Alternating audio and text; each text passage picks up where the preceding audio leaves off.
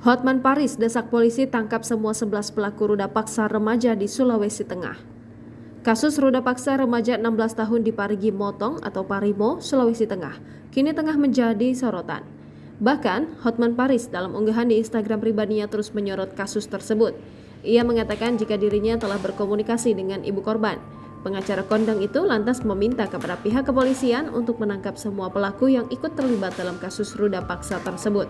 Ia mengatakan jika korban mengalami kesakitan dan mengalami gangguan pada rahim akibat dari persetubuhan yang dilakukan berkali-kali dari orang yang berbeda.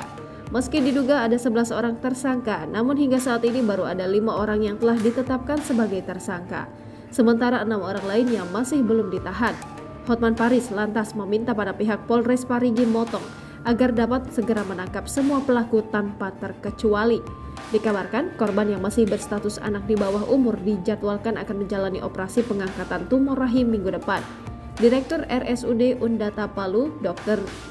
DRG Hari Mulyadi mengatakan, saat ini pihaknya mengisolasi RI untuk menghindari kontak dengan orang lain.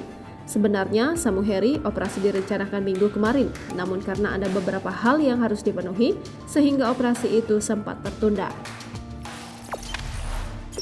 Jangan lupa subscribe, share, komen, dan like ya.